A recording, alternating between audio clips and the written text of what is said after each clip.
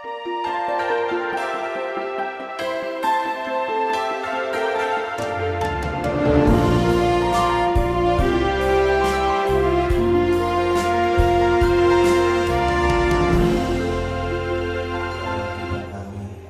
kasih untuk kasih-Mu bagi kami semua yang boleh hadir di tempat ini tanpa kekurangan suatu apapun, sebagaimana kami ada membawa seluruh kehidupan kami ke hadapan-Mu menjadi persembahan yang hidup, kudus dan berkenan.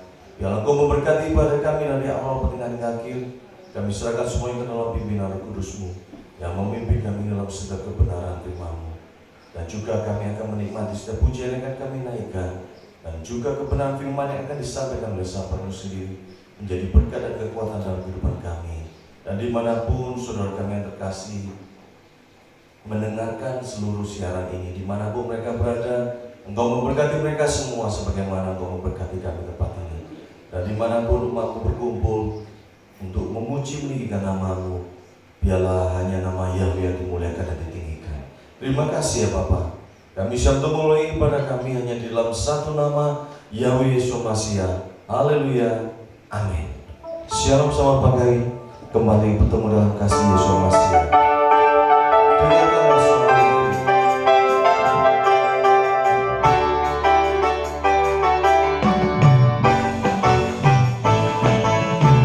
Dengarkanlah suara Nabi memanggil semua umatnya dari seluruh penjuru datang untuk berkata. Dengarkanlah suara Nabi memanggil semua umatnya.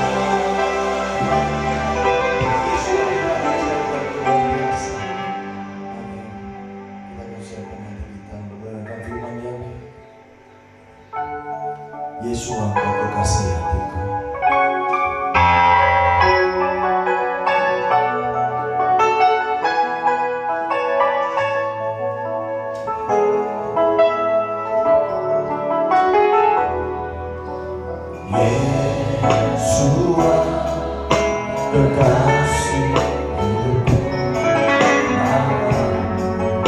segalanya bagiku.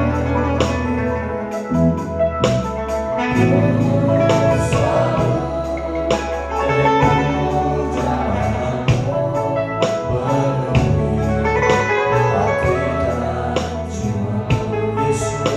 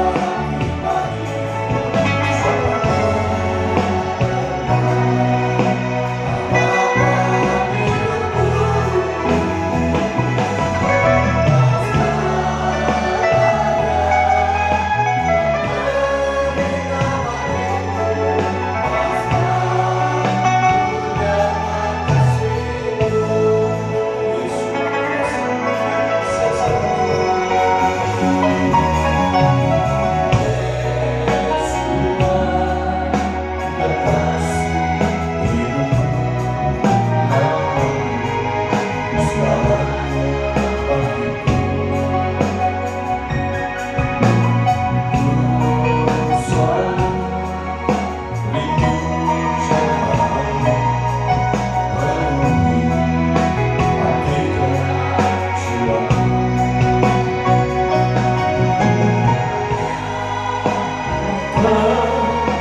yang berarti baru, sebab hanya Engkau harapan hidupku. Kau segalanya yang terindah bagiku. Kau selalu dengan kasih-Mu.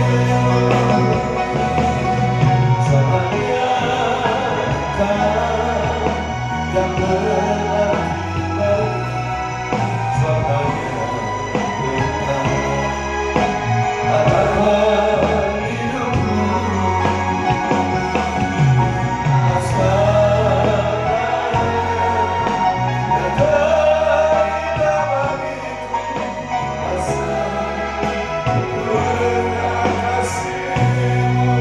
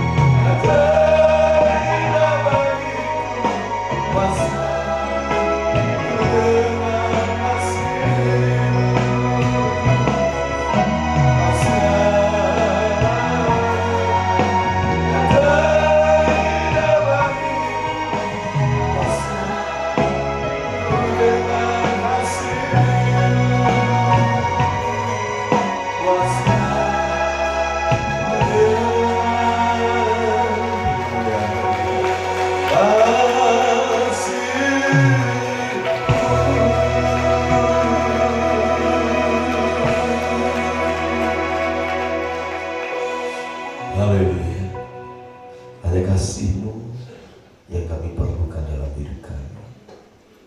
Hanya kasih-Mu yang bisa memuaskan kami. Dan kasih-Mu jawaban bagi semua perkara, bagi semua masalah, bagi semua persoalan kami. Terima kasih. Kami siapkan hati kami untuk menikmati kasih-Mu, melalui setiap kebenaran firman, melalui kata-kata manusia yang sangat terbatas. Roh Kudus yang tidak terbatas membawa kami kepada seluruh kebenaran, dan kebenaran itu memerdekakan kami, dan tidak ada kebenaran yang lain selain Yahweh Yeshua HaMashiach. Terima kasih, para malaikat samayi membentengi memagari kami. Segala puji syukur hanya bagi Bapa Elohim kami, demi nama Yahweh Yeshua HaMashiach. Haleluya. Amin. Shalom.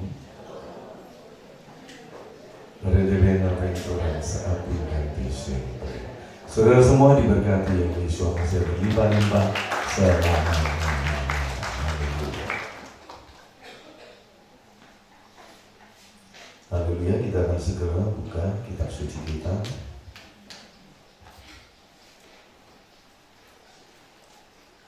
Kita akan buka di dalam kitab Imamat pasal 6. Tema khotbah bagi hari ini, jangan ada api asing di hadapan Elohim.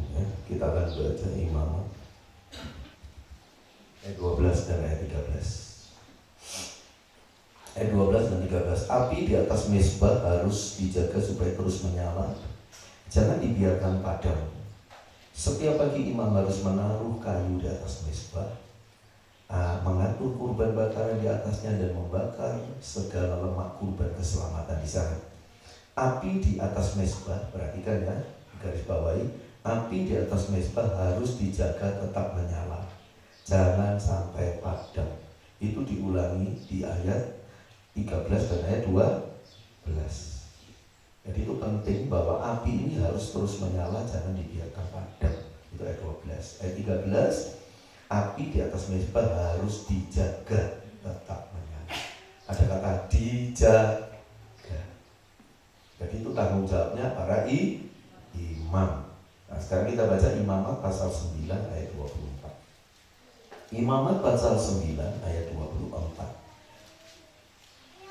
Keluarlah api dari hadapan Yahweh, melahap kurban bakaran dan seluruh lemak di atas mezbah.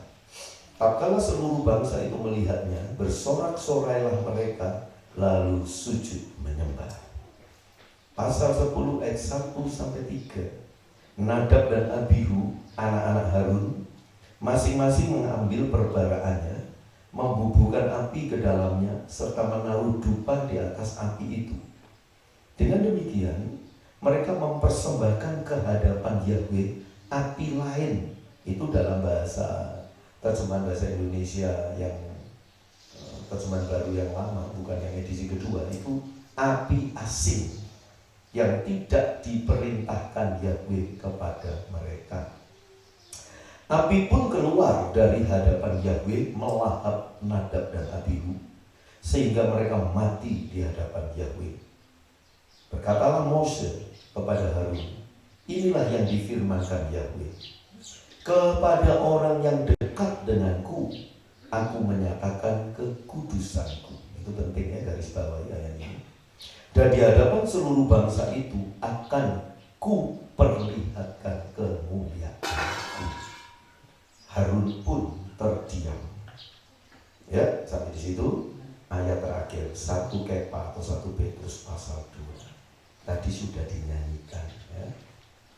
Tadi sudah dinyanyikan 1 Kepa pasal yang kedua, 1 Petrus pasal 2 ayat 9. Namun kamulah bangsa yang terpilih, imamat yang rajani, bangsa yang kudus, umat Elohim sendiri, supaya kamu memberitakan perbuatan-perbuatan yang besar dari Dia yang telah memanggil kamu keluar dari kegelapan kepada terangnya yang ajaib. Ya, ditutup kitab suci, saudara.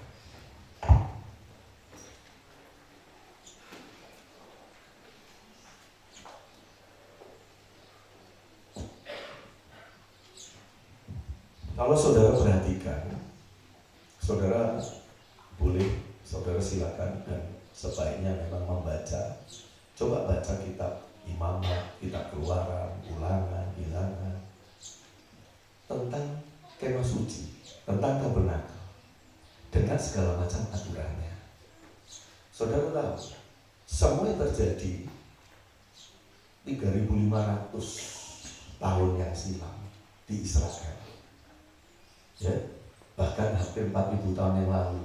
Ini ayat yang kita baca itu kisahnya itu hampir 4.000 tahun yang lalu, zaman Mose. Semua yang terjadi di kemah itu, saudara, satu, mengarah kepada satu pribadi, yaitu Yeshua Mashiach Yahweh. Semua perayaan apapun mengarah kepada satu pribadi, Yahweh Yeshua Mashiach. Nah, sekarang ada suatu hal yang menjadi sangat penting tentang yang ada di kemah suci atau bait suci. Waktu itu belum disebut bait suci karena dalam bentuk belum permanen seperti zaman Salomo, ya.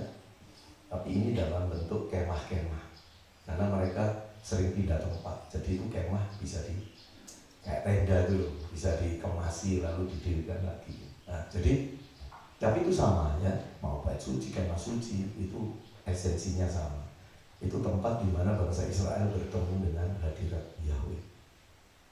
Saudara, ada hal yang menarik tentang yang namanya api. Itu kemah suci itu dipenuhi dengan api karena harus ada yang membakar kurban. Ada yang namanya mezbah kurban bakaran, yang itu terletak di luar sendiri. Begitu masuk ke pelataran kemah suci, maka orang Israel itu akan bertemu dengan mezbah kurban bakaran. Lalu diteruskan dengan bejana pembasuhan. Lalu akhirnya diteruskan lagi ada yang namanya kemah pertemuan. Dan di kemah pertemuan ini begitu masuk melalui pintunya ada 3 alat. Ya, yang ada adalah menorah, lalu dengan meja roti sajian, lalu ada mezbah depan. Masuk ke dalam lagi itu ada tirai yang memisahkan antara ruangan kudus dan ruangan kudus, dan di situ ada tabut perjanjian. Nah, saudara, ada satu hal yang menarik. Ketika para imam mendapatkan tugas pertama, jadi pertama-tama mereka ditabiskan lalu dapat tugas, kurban-kurban itu yang diletakkan di atas mezbah kurban bakaran dengan api-apinya, dengan kayu-kayu yang akan membakar, itu ternyata yang bakar itu api dari Yahweh langsung. Itu tadi sudah baca. Jadi keluar api dari hadirat Yahweh dari ruangan kudus, keluar api dan itu membakar kurban-kurban itu. Dan sejak itu api itu tidak boleh padam. Ini jarang diterangkan oleh pendeta-pendeta karena memang ayat referensinya itu nggak ada. Tadi saudara sudah baca bahwa Yahweh berkata apinya tidak boleh padam, harus dijaga. Dan apinya itu ternyata Yahweh sendiri yang kasih. Dan api ini harus terus dijaga. Nah, saudara. Dan selanjutnya, apapun yang dilakukan yang berkenaan dengan api di kemah suci itu, apinya harus diambil dari mezbah kurban bakaran. Kalau diambil dari rumah, itu namanya api AC. Nah, Nadab dan Abihu suatu hari dia bawa perbaraan, ya. Jadi perbaraan itu seperti arang-arang gitu, saudara. Nah ini, saudara, dia bawa dari rumahnya dan dia sudah kasih api dari rumahnya, gitu ceritanya. Entah dari rumahnya, entah dari tetangganya atau dari siapa. Yang jelas dia tidak ambil api itu dari mezbah kurban bakaran. Mereka masuk saja ke ruang pertemuan. Lalu ini, saudara, lalu dia apinya ini sebetulnya, saudara, untuk membakar ukupan. Jadi itu rempah-rempah itu tadi, ya, lembur, garu, kemenyan itu dijadikan dupa. Itu dimasukkan ke api itu, lalu bermodalkan itu mereka tuh kan masuk ke ruang pertemuan supaya tidak disambar oleh api kemuliaan Yahweh. Tapi karena mereka itu pakai api bukan dari kurban mezbah kurban bakaran, mereka yang disambar oleh Yahweh dan hangus mati seketika itu. Lalu saudara, apa yang dikatakan oleh Yahweh melalui Moses? Kepada orang yang dekat kepadaku, aku menyatakan kekudusanku, dan kepada kaum Israel, orang awam, aku menyatakan kemuliaanku. Dua hal itu jadi kunci ibadah kita sampai kapanpun. Saudara, akan saya terangkan sedikit. Tadi di dalam surat Kepa dikatakan kita adalah imam-imam yang rajani. Semua kita adalah imam, bukan hanya Nadab dan Abihu. Nadab Abihu itu adalah gambaran semua Harun, Eleazar, Itamar, itu anak-anaknya Harun. Semua itu bayangan dari pelayanan Yeshua Mashiach sebagai imam besar. Tetapi ketika kita percaya di dalam Yeshua Mashiach, kita ini juga imam-imam. Kita ini semua melayani. Itu sebabnya kitab Ibrani menulis bahwa karena darah anak domba, dengan penuh keberanian kita masuk bahkan sampai di balik tirai, yaitu di ruangan Maha Kudus. Kita langsung bertemu dengan hadirat Elohim. Kan gitu loh, kitab Ibrani. Ya. Tidak seorang pun boleh masuk sampai ke balik tirai ruangan Maha Kudus kecuali imam besar. Tetapi karena imam besar menyertai kita, kita ada di dalam dia dan dia di dalam kita, maka penulis Ibrani berkata bahwa kita itu sudah masuk sampai ruang Maha Kudus, menghadap Elohim dengan keberanian karena darah anak domba Elohim. Nah, jadi saudara, di masa kini kita inilah imam-imam, kita inilah Nadab-Nadab dan Abihu-Abihu, kita lah Harun-Harun. Kita semua adalah imam. Dan sebagai imam, maka itu adalah orang yang dekat dengan Elohim. Itu loh maksudnya. Kepada orang yang dekat kepadaku, ya, jadi konteksnya itu di 4000 tahun yang lalu, itu orang yang dekat dengan Elohim itu para imam. Sedang orang Israel, kaum awam itu nggak dekat sama Elohim. Kenapa? Karena kaum awam Israel nggak boleh masuk sampai di balik tirai ruangan Maha Kudus. Mereka mentok hanya di ruang pertemuan. Itu pun mereka nggak boleh najis, nggak boleh sakit tulangnya, nggak boleh patah, nggak boleh ada leleran darah. Pokoknya gitulah saudara. Bahkan wanita yang memiliki kedatangan bulanan nggak boleh ikut masuk. Itu ada peraturan yang sangat keras.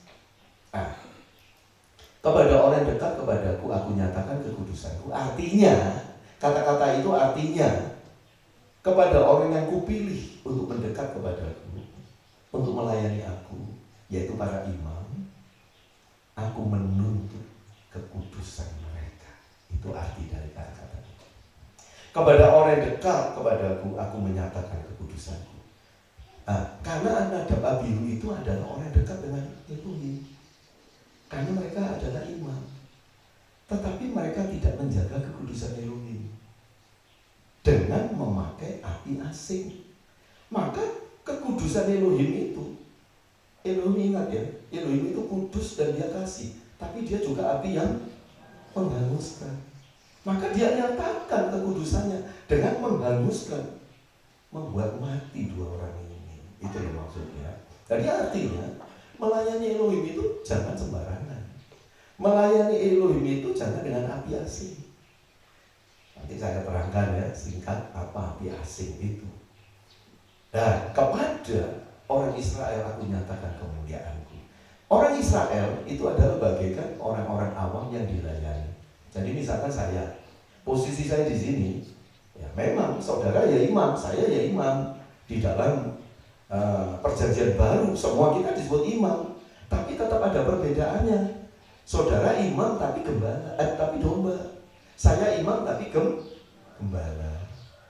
Ketika saya melayani saudara dengan api yang kudus, maka efeknya adalah kemuliaan Elohim akan nyata melalui pelayanan saya dan saudara akan diberkati.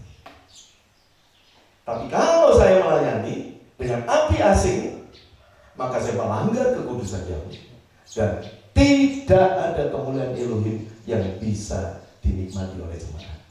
Yang ada adalah kemuliaan diri saya sebagai manusia. Ya. Jadi begini, api dari mezbah kurban bakaran itu adalah api Roh Kudus yang harus tetap dijaga.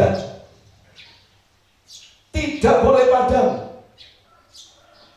Api Roh Kudus, karena itu ada di mezbah kurban bakaran. Mezbah kurban bakaran itu adalah kurban Yesus Al-Masih yang telah mencurahkan darahnya. Itu sebabnya mezbah kurban bakaran itu ada 4 tanduk, dan itu berbicara tentang kuatnya kuasa penebusan. Dan tanduk-tanduk itu disaut dengan tembaga. Dan setiap kali mereka menyembelih hewan kurban, darahnya ditampung, lalu disiramkan di atas mezbah di sekelilingnya, juga di bawahnya sekelilingnya. Tidak ada api apapun yang boleh dipakai selain yang keluar dari kurban Yesus Al-Masih. Artinya, api itu saudara, kuasa. Api itu sesuatu yang luar biasa, bisa mengubah apapun. Makanan-makanan yang kita makan, karena api diubah menjadi berguna, betul nggak? Bayangkan kalau saudara makan semua itu tanpa api atau tanpa panas. Yang memang zaman modern, api bisa diganti dengan rice cooker, ya toh? Bisa diganti dengan air fryer, bisa diganti dengan Magico, bisa diganti dengan itu loh, alat apa ini? Oven, microwave. Dan tapi semuanya intinya adalah mengeluarkan panas. Nah, panas itu energi saudara, yang mengubah segala sesuatu. Satu-satunya yang digambarkan sebagai api dalam kitab suci itu Elohim adalah kasih, tapi Elohim adalah api yang menghanguskan. Dan Roh Kudus itu lidah api. Jadi api di sini itu adalah kuasa Roh Kudus. Kuasa Roh Kudus selalu bergandengan dengan kurban Yesus Al-Masih. Jadi ini berlaku bukan hanya untuk imam-imam dalam arti zaman dahulu. Zaman sekarang semua imam. Tapi tentu saja ada imam-imam yang melayani di depan, ada imam-imam yang dilayani, ya kan? Betul nggak?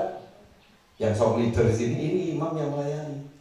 Yang di bawah sana imam-imam yang ikut dilayani. Ini kan gitu. Yang namanya imam yang melayani ini jadi center of interest. Pusat perhatian. Jadi figur publik figur gitu ya. Karena di depan kan dilihat orang ini. Bisakah orang-orang melayani di depan ini, mulai dari saya yang berkhotbah, lalu pemain musik, song leader, singer, bisakah saudara hanya memakai api yang tidak asing? Bisakah saudara tidak memakai api asing? Saudara, kita harus hati-hati. Ini pernah saya ajarkan dulu di Surabaya waktu saya masih jadi wakil gembala tentang api asing ini. Bahwa kita melayani Elohim, ya, saya sebagai pengkhotbah, saya tidak boleh mengandalkan kefasihan saya untuk berbicara. Saya tidak boleh mengandalkan pengetahuan saya tentang ayat-ayat firman. Saya hafal kitab suci, saya bisa menafsirkannya menurut saya dengan baik. Saya tidak bergantung dan tidak boleh mengandalkan itu sedikit pun tidak. Sebagai pemain musik, saya main gitar. Saya tidak boleh mengandalkan skill saya dalam bermain gitar dengan teknik-teknik yang saya adopsi dari dunia, dari pemain musik dunia, lalu itu keren, lalu saya praktekkan di gereja supaya keren. Itu namanya api asing. Dengan para pemain musik, song leader, singer, siapapun. Saudara tahu, gereja zaman sekarang kebanyakan yang dipakai itu api asing. Mulai dari tatanan mimbar, background, pencahayaan, mengatur kursi, mengatur panggung, gaya para pemain musik, song leader, singer, gaya pendeta khotbah, itu banyak mengadopsi api asing. Saudara, kelihatannya gereja itu maju, tapi akan dibuktikan bahwa di hari penghakiman terakhir mereka tidak mendapat apapun. Saya tidak menghakimi gereja-gereja itu, tidak. Karena meskipun di sini tidak seperti itu, bukan berarti kita bebas dari penggunaan api asing. Saudara, ketika kita melayani, baik sebagai singer, song leader, pelayan firman seperti saya, pemain musik, saudara pikir saudara belajar skill terus-menerus diasah. Oh, saya nyontoh itu pemain musik itu. Pemain musik itu pemain musik rock itu hebat. Waduh, skillnya harus saya contoh. Lalu saudara terapkan di gereja. Itu namanya biasa. Saudara perhatikan ya. Saya main gitar mulai dari kelas 3 SD sampai hari ini. Saya tidak pernah skill saya itu nyontoh siapapun sampai yang paling kecil sedikit, tidak pernah. Semua skill saya itu saya pelajari sendiri, tidak nyontoh siapapun. Sejak muda saya tahu bahwa memberi kepada Yahweh itu harus dari diri saya sendiri, karena saya yang dipenuhi Roh Kudus, saya yang percaya kurban Yesus Masiah, maka semua harus berasal dari diri saya, tidak mengadopsi dari manapun. Belum Pak, tapi Bapak kan belajar les. Les itu hanya untuk solmisasi, hanya pengetahuan tentang birama, nada, ketukan, dan teknik yang megang gitar yang bagus itu harus seperti apa, karena si pencipta gitarnya sudah memang ngatur seperti itu. Itu bukan skill, saudara. Itu namanya basic, dasar. Yang megang gitar, kalau orang yang bukan kidal, ya tangan kiri yang di lehernya gitar, tangan kanan yang metik, betul kan? Kalau mau metik, ya jangan satu jari. Oh, senangnya ada 6, ya kewalahan. 4 jari digunakan, bahkan 5, semua digunakan. Karena posisi gini, ya untuk bass ya tentu ini 2 jari. Ya ini semua akhirnya ikut-ikut yang di bawah. Itu bukan skill, itu cuma teknik yang benar berdasarkan spesifikasi. Itu nggak apa-apa. Saudara belajar do re mi fa sol la si do, nggak apa-apa. Orang-orang itu diinspirasi oleh para malaikat pemuji untuk bisa meletakkan dasar musik, dasar orang nyanyi dengan benar. Tapi itu beda ketika saudara bisa entah main drum, main gitar, main keyboard, lalu saudara kagum dengan seseorang. Padahal orang itu mempelajari itu bukan dari dirinya, dipersembahkan kepada Elohim. Celakanya dia adalah pemain musik dunia, penyembah setan misalnya. Tapi tekniknya luar biasa, saudara tertarik, saudara adopsi, saudara pelajari, saudara mainkan di gereja. Saudara pikir keren kan? Tapi kemuliaan itu hanya untuk diri. Jemaat tidak akan diberkati. Itu sebabnya saya saksikan banyak gereja zaman sekarang, musiknya lengkap, permainannya tekniknya luar biasa, tapi saya tidak merasakan ada urapan Roh Kudus sama sekali. Tetapi ada gereja-gereja sederhana, hanya gitar jelek, jreng palas nyanyi, tapi terasa luar biasa hadirat ya. Saudara ingat, jangan menjadi seperti dunia. Persembahkan pada Elohim, bukan api AC, tapi api Roh Kudus yang terus harus dijaga di dalam hati kita. Sejak di Surabaya ini selalu saya tekankan kepada pemain musik, karena saya pemimpin. Saya tidak butuh orang yang pintar, saya bilang. Saya tidak butuh orang dengan teknik yang tinggi, tidak. Saya butuh orang yang hatinya. Saya pakai istilah pendeta Yokalo. Ketika pendeta Yokalo sering khotbah di pertemuan, dia panggil saya itu San, nama kecil saya. Ya, saya kan kayak anaknya memang. Usianya dengan ayah saya kan, ya kurang lebih lah. Agak tua dia, ya kurang lebih lah, agak tua dia sedikit. Dia bilang, San, itu nggak pernah saya lupa. Kamu pemain gitar, kamu les gitar, kamu pintar. San, jangan stand gitarmu saja. Stand itu nyetel. Jangan cuma stand gitarmu, stand hatimu. Dan dia ngomong itu berteriak, stand hatimu. Main Kalau sudah gitu, itu main hanya cucuran air mata yang keluar. Mungkin kakak saya, Buta Bita juga ingat, Ling, jangan punya, hanya main piano di setel. Setel hatimu, masih ingat? Ya. Itu yang benar. Jangan ada ahli asing. Percuma engkau main ahli, tapi tidak menyatakan kemuliaan Yahweh, hanya kemuliaan diri. Ya, Otniel main drum, setel hati. Vicky main keyboard, setel hati. Andre main bass, setel hati. Saya main gitar, setel hati saya. Saya khotbah.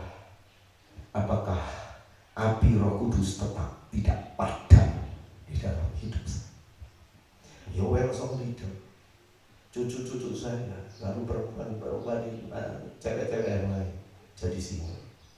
Apakah engkau ketika melayani semuanya itu karena Roh Kudus yang ada di dalam dirimu? Apakah ketika kita melayani itu dasarnya cuma satu, kasih Yesus yang telah mengubah hidup kita? Di luar itu semuanya nol. Saya tidak perlu orang yang suaranya bagus. Saya tidak perlu orang yang main musik dengan hebat. Dibandingkan dengan para malaikat. Dengar ya saudara, dengar ya. Sehebat apapun kau di dunia ini, seenak apapun suaramu, seahli apapun kau main musik, yang dengar itu siapa? Yang dengar siapa? Kalau saya nyanyi, saya main musik, orang-orang ini semua di sini yang dengar siapa? Manusia loh. Ya. Manusia bisa dibuat kagum dengan permain musik kita atau suara kita. Elohim kagum. Kagum ya Elohim. Saudara tahu Elohim itu dikelilingi siapa? Dikelilingi siapa? Para malaikat pemuji. Yang ketika memetik kecapi hanya satu senar, suaranya itu mengguncang sama ini. Yang ketika musiknya itu dilantunkan dan suaranya itu juga dilantunkan, membuat semua orang itu tersungkur dan tidak bisa bergerak. Saudara mau yo-yo, gaya-gaya. Saudara beri yang terbaik untuk Elohim. Beri yang terbaik itu bukan teknik yang terbaik, tapi hati yang hadir.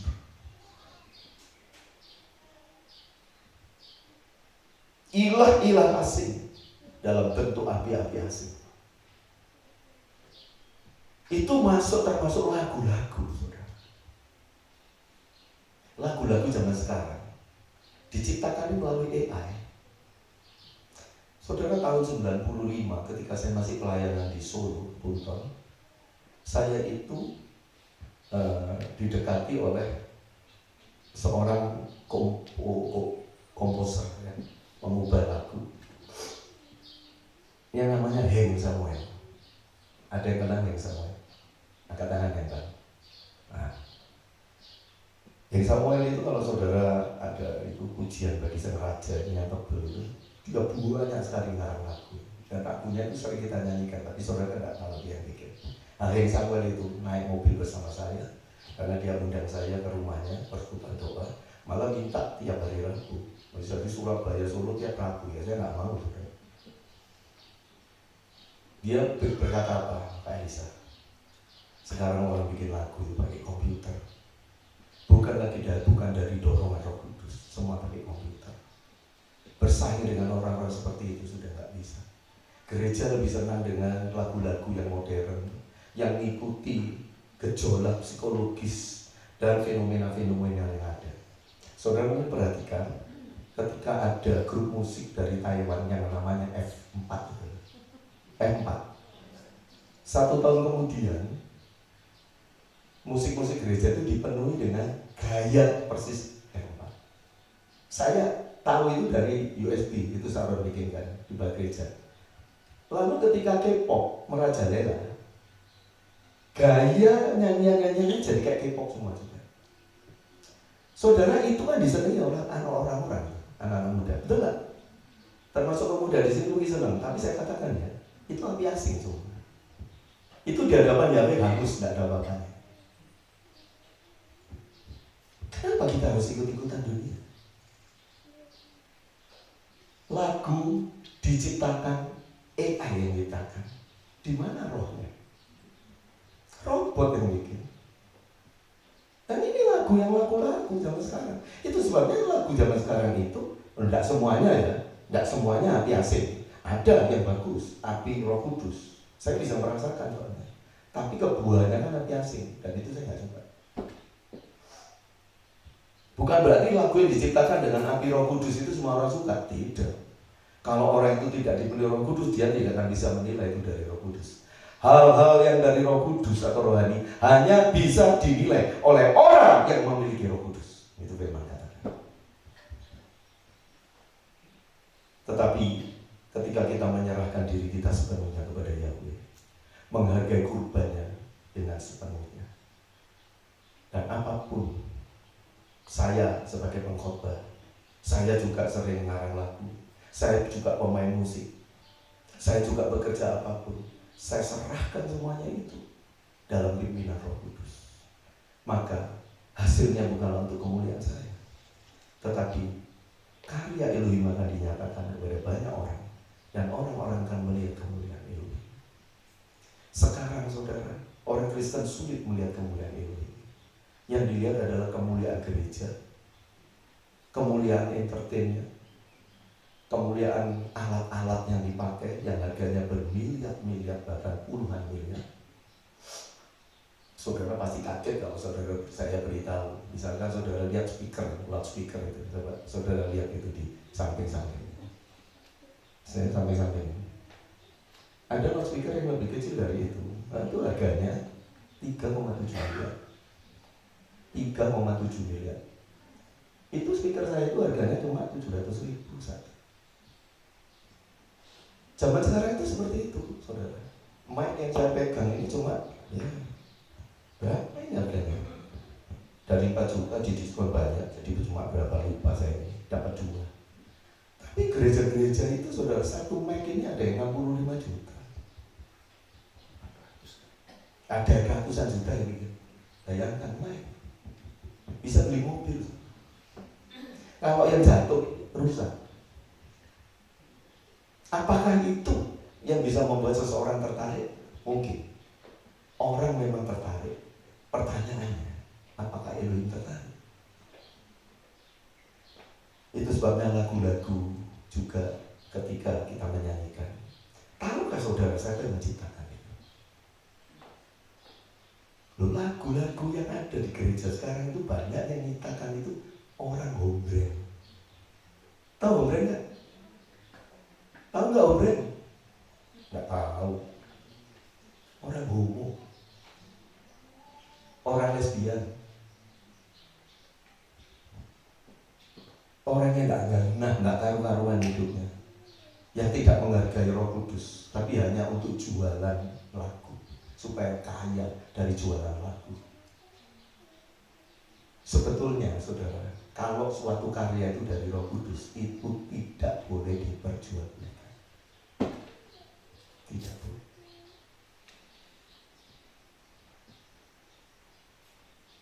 Saya kenal ada banyak orang yang bikin lagu itu nggak mau dijualbelikan, tapi akhirnya direkam oleh orang tertentu lalu diperjualbelikan. Di Indonesia itu seperti itu, dan itu keluhan dari sahabat saya, namanya Pak Philip. Pak Philip itu yang mengarang lagu Kiri kananku ada Tuhan, sekelilingku ada Tuhan. Itu saya sering diundang khotbah ke tempat dia. Dia itu dulunya orang Buddha, saudara. Penghujul. Dia itu sudah menikah lama, istrinya nggak bisa punya anak, lalu difoto, ternyata istrinya itu tidak punya indung telur, nggak punya indung telur, jadi ya nggak bisa hamil sampai kapanpun, nggak ada indung telurnya, nggak ada telurnya. Tapi ketika dia diinjili di gereja Betani, lalu dia bertobat dibaptis, istrinya itu tiba-tiba hamil. Dokter sampai bingung semua. Dan itu satu-satunya anak perempuan. Saudara, apa yang terjadi? 100 anggota keluarganya yang semuanya Konghucu bertobat, semuanya dibaptis. Sejak itu Pak Philip ini suka ngarang-ngarang lagu, banyak karangannya, dan semuanya akhirnya saudara direkam oleh penyanyinya itu Robert Louis. Saudara pasti tahu yang nyanyi kiri kananku ada Tuhan itu Robert Louis. Dan oleh Robert Louis melalui ke tempat perekaman Maranatha itu dijual laris yang luar biasa. Pak Philipnya mengeluh sama saya, lagu saya itu direkam, minta izin saya aja tidak. Tuh, itu ngomong. Saudara, saya ini banyak berkecimpung di orang-orang karismatik, orang GBI. Saya kenal banyak di antara mereka. Orang-orang tubuh Kristus seperti Daniel Alexander tahun 80-an. Itu teman semua dengan saya. Tapi tentu dia lebih tua. Saudara. Jadi saya tahu sendiri, bukan dari kata orang. Banyak orang-orang di Indonesia ini, tetapi kalau itu di luar negeri dituntut loh saudara. Laguku kok berjual saya enak muda ini. Aku dapat apa? Pak Philip tanya, Pak Philip tidak minta royalti. Aduh, wong saya itu membuat lagu itu sebagai ucapan syukur saya karena Yesua yang begitu baik. Saya tidak akan jual itu. Saya senang kalau orang bisa menyanyikan itu. Tapi ya sudah dikomersilkan. Tapi lagu itu keluar dari roh yang menyala karena kasih. Nah jadi seperti itu saudara. Saya tidak anti dengan lagu-lagu yang ada di pasaran yang dijual, tidak. Tapi kita harus tahu sumbernya. Nah daripada kita tidak tahu sumbernya dan saudara tidak memiliki roh yang peka untuk menimbang ini sumbernya itu api asing atau api dari Elohim, ya lebih baik saudara tidak. Lebih baik kita nyanyikan lagu-lagu yang kita kenal, lagu-lagu zaman dahulu yang diciptakan oleh para pendeta. Misalkan lagu Indah Rencanamu Tuhan, itu yang ngarang Yehudatul. Pendeta Yehudatul itu orang Manado, dan bibitnya itu adalah jemaat di gereja kami di Petemon. Saya kenal baik itu dengan pendeta itu, sekalipun tidak pernah bertatapan muka. Dia adalah ketua GPDI se-Indonesia sampai akhir hidupnya, ketua kaum muda khususnya. Memang dia itu orang yang sungguh-sungguh melayani, dan dia banyak menciptakan lagu. Itu sebabnya lagu-lagunya itu bisa terasa bagus. Lagu bukan hanya menghanyutkan emosi kita, bukan hanya membuat orang menangis waktu nyanyikan lagu, tidak.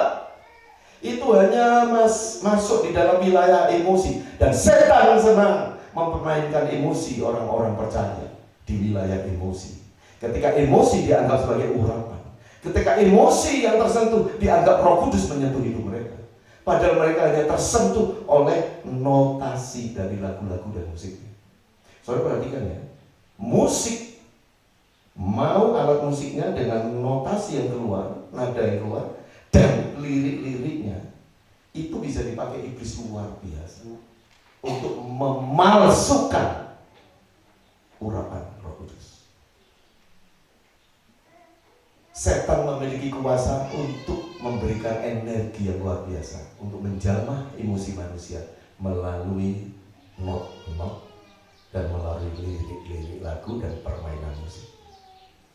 Itu sebabnya saudara jangan heran kalau orang-orang di dunia ini, mereka kalau melihat konser musik, padahal itu pemain musiknya semuanya bukan anak Yahweh, dan kalau pakai salib itu bukan berarti dia itu mempercayai Yesua, tetapi menghujat. Saudara hati-hati ya kalau lihat pemain musik pakai salib. Dia ingin menjelekkan Yesua dan orang Kristen. Lihat, aku ini pakai salib, aku orang Kristen kan?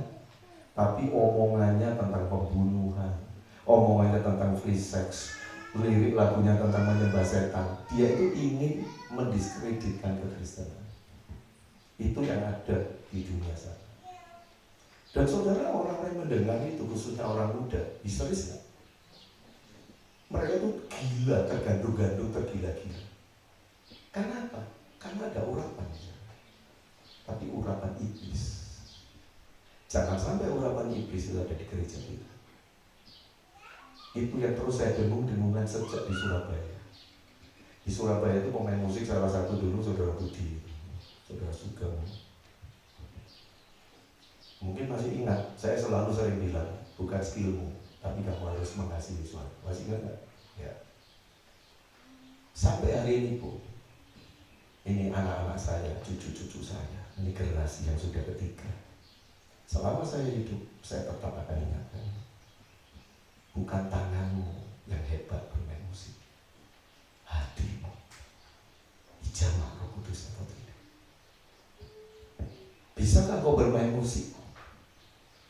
Bisakah ketika kau menyanyi di depan, termasuk jemaat yang duduk di bawah? Bisakah ketika kau memuji, kau sungguh-sungguh merasa tidak layak? Semua ini hanya karena anugerah di dalam salib Golgota. Bisa itu. Bukan mengandalkan lagu-lagu baru yang lagi hot-hotnya di gereja manapun, tapi hanya api yang tidak asing, api yang hanya mengandalkan kuasa Roh Kudus. Itu sebabnya saya tetap senang lagu-lagu yang lama. Tiap langkahku diatur oleh Yesus. Lagu itu diciptakan oleh pendeta-pendeta tahun 50-an. Ketika gerakan Pentakosta sedang berkembang. Lagu Haleluya 12 kali. Itu semua keluar dari penginjilan-penginjilan di wilayah kumuh di Amerika tahun 60-an.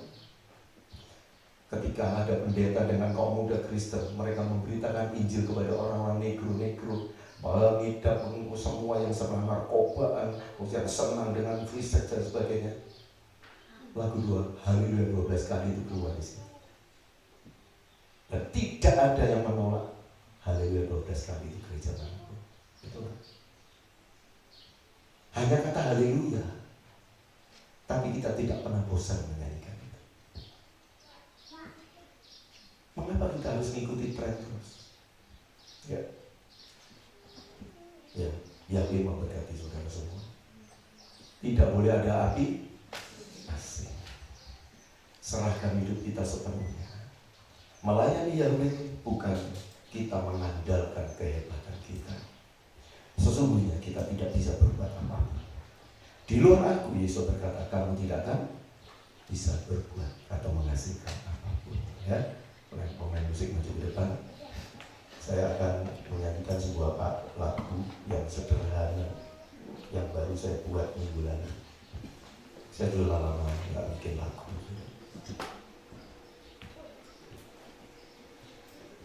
Nanti saudara minggu-minggu datang ya, bisa nyanyikan yang bersama.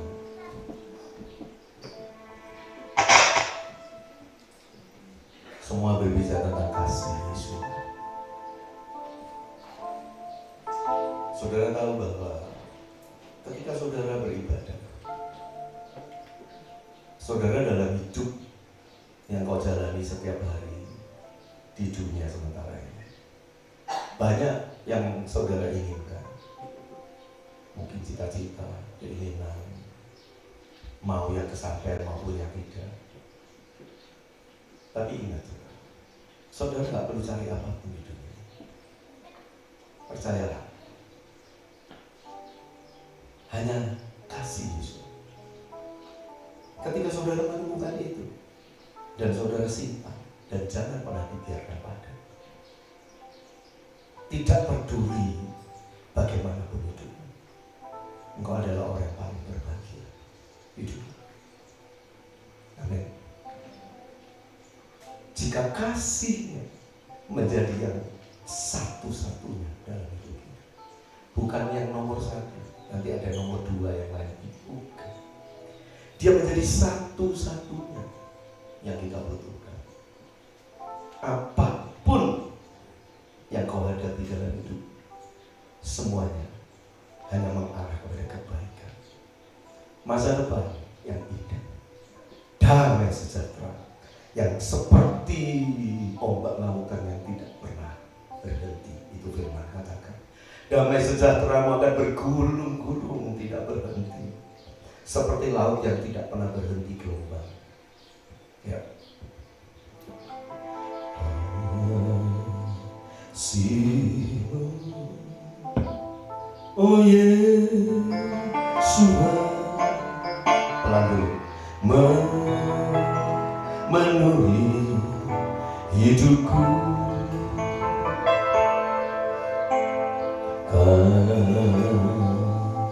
Kasih-Mu,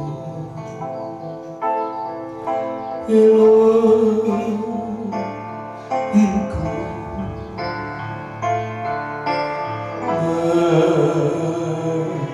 membarui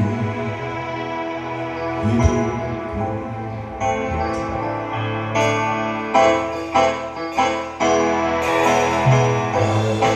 Kasih-Mu, oh Yesus, memenuhi hatiku. Kasih-Mu, Elohimku, membarui hidupku. Kasih-Mu yang ku beri, kasih-Mu yang ku rindu, mengalir di dalam hatiku. Tiada yang lain selain kasih-Mu, Yesus, hanya Kau ku perlu. Kasih-Mu, oh Yesus, meletupi hatiku. Kasih-Mu, Elohimku, membarui hidupku. Kasih-Mu yang ku beri, kasih-Mu yang ku rindu, mengalir di dalam hatiku. Tiada yang lain selain kasih-Mu, Yesus, hanya Kau ku perlu. Kasih-Mu yang ku beri, kasih-Mu yang ku rindu, mengalir di dalam hatiku. Tiada yang lain seperti kasih-Mu, Yesus, hanya Kau ku perlu. Tiada yang lain selain kasih-Mu, Yesus, hanya Kau ku perlu. Tiada yang lain selain kasih-Mu, Yesus, hanya Kau ku perlu. Yesus, hanya Kau ku perlu. Haleluya. Silakan Pak. Layan bersama kudus, silakan maju ke depan.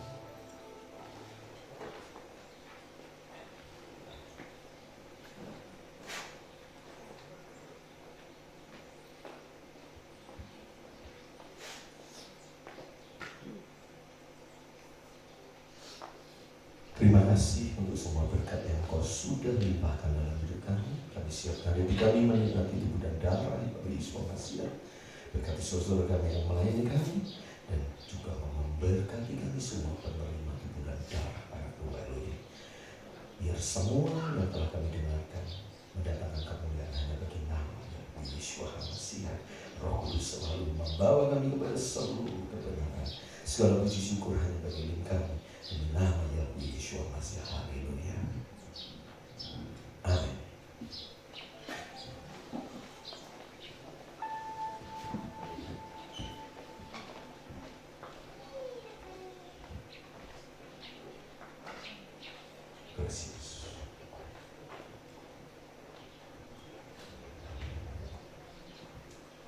saat ku merenungkan semua kebaikan.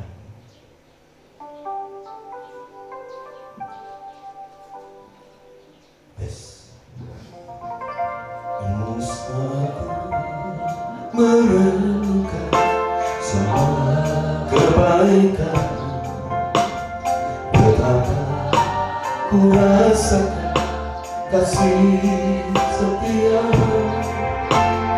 Elohim, Engkaulah Bapa, tunaikan syukur bagimu.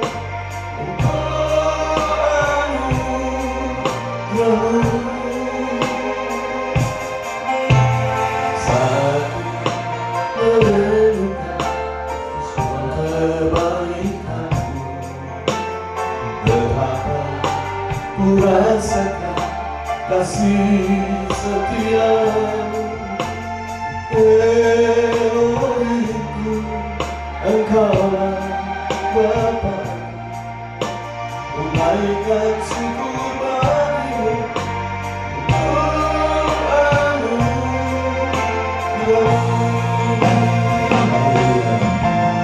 Ku angkat tangan, ku masuk hadiratmu, ku sujud menyembah bersama kepadamu. Wajibkan Yahweh kasih setiamu, syukur bagimu. Ku angkat tangan, ku masuk hadiratmu, ku sujud menyembah berserah kepadamu. Wajibkan Yahweh kasih setiamu, syukur bagimu, syukur bagimu.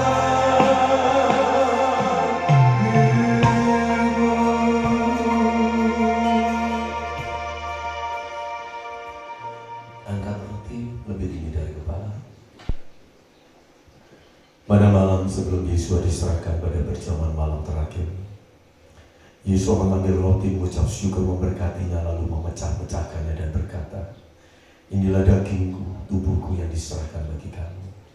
Makanlah roti ini." Yaitu demikian juga sesudah makan, Yesus mengambil cawan anggur, mengucap syukur, memberkatinya dan berkata, "Inilah darahku yang diserahkan bagi kamu, darah perjanjian yang telah melunaskan setiap hutang-hutang kita. Darah anak domba Elohim yang menyucikan, menguduskan, bahkan menyempurnakan kita, membarui hidup kita senantiasa, menjadi jaminan bagi kita. Dan tidak ada kuasa kegelapan yang dapat menjamah hidup kami semuanya. Karena tubuh dan darah anak domba Elohim menjadi perlindungan kami yang sejati." Setiap kali kamu makan roti ini dan minum dari cawan ini, kamu memberitakan kematianku sampai aku datang kembali. Bukankah cawan yang atasnya kita ucapkan syukur adalah persekutuan dengan darah anak domba Elohim? Amin. Demi nama Yesus Masihi kita.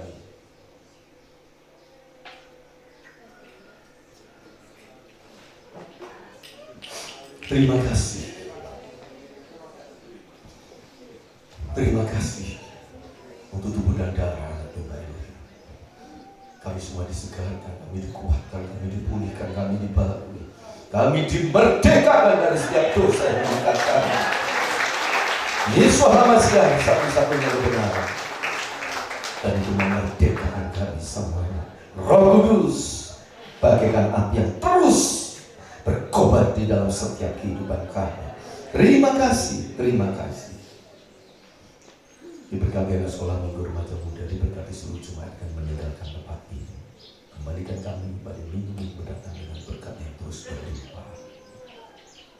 Diberkati juga jemaat Blessing Church, diberkati para subscriber Hermon Hill Channel, diberkati semua orang yang turut dengan kami menikmati berkat-berkat itu. Kasih karunia rahmat anugerah Bapa selalu melimpah dalam hidup kami. Damai sejahtera Yesus Masihi yang memenuhi jiwa roh kami. Urapan Roh Kudus memberi sukacita keselamatan kami. Segala puji syukur hormat kebesaran kemuliaan hanya bagi ilmu kami. Demi nama Yahweh Yeshua HaMashiach. Haleluya.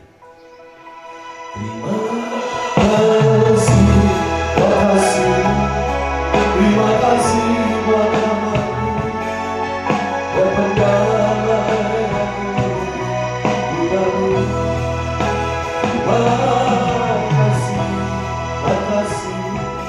Terima kasih Bapakku, terima kasih Master. Terima kasih Master.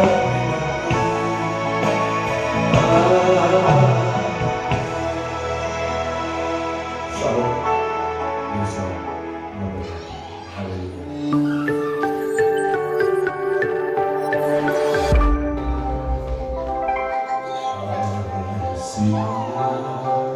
Oh